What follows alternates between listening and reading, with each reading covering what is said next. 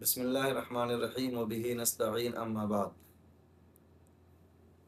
آج خلا کے تعلق سے کچھ اہم باتیں آپ کے سامنے بیان کی جائیں گی۔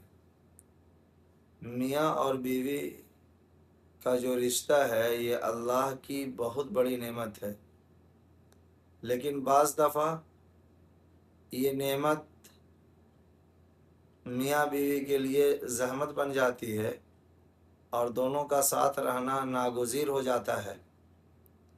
ایسی حالات میں بعض دفعہ شوہر یا بیوی دونوں میں سے کوئی ایک خلا کے ذریعے الگ ہونا چاہتے ہیں، علیحدگی چاہتے ہیں۔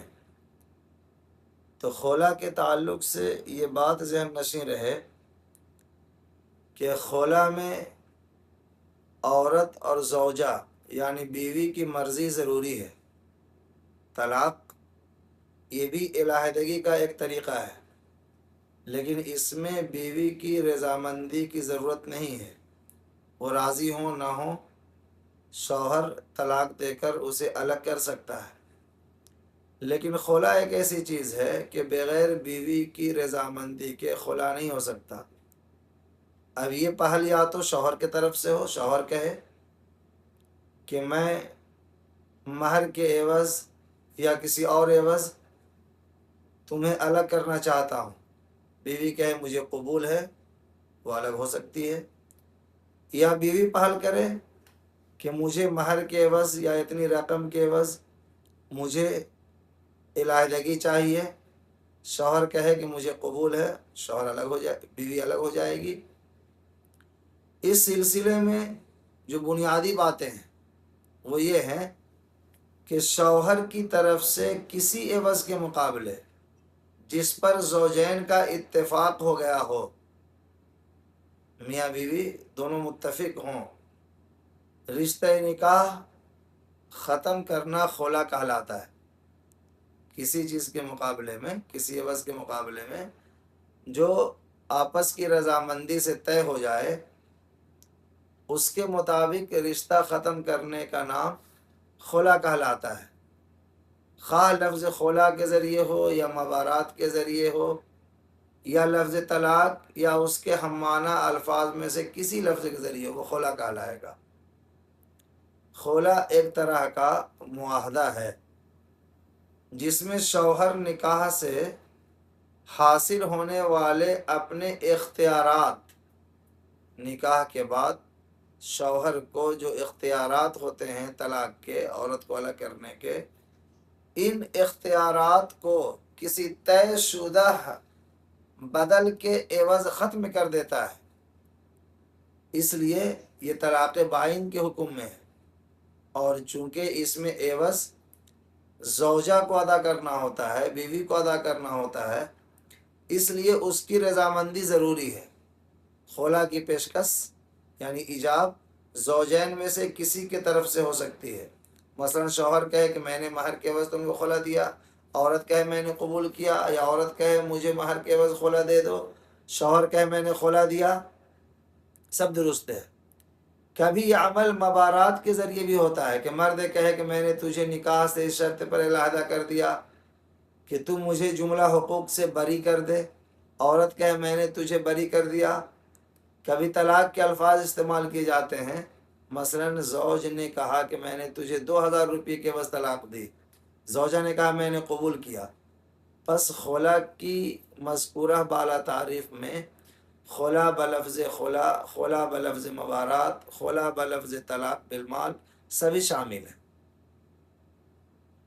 خلا کے ذریعے وہ حقوق بھی ساقط ہو جائیں گے،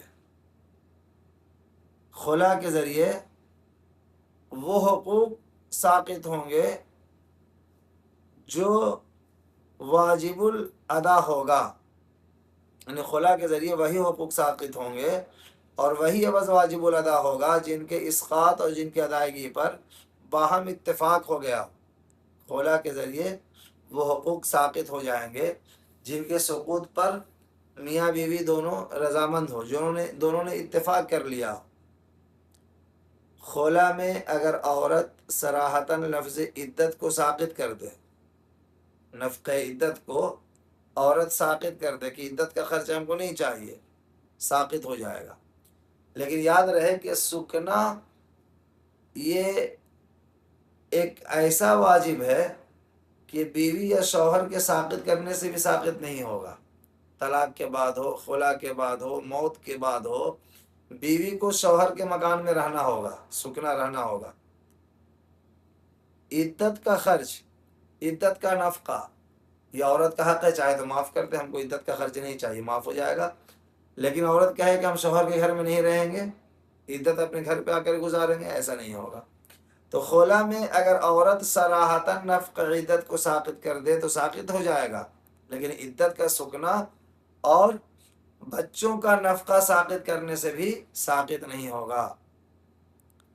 نفقہ عدت چونکہ عورت کا حق ہے اس لیے اس کو ساقط کرنے کا اختیار ہے، مگر سکنا یہ شریعت کا حق ہے۔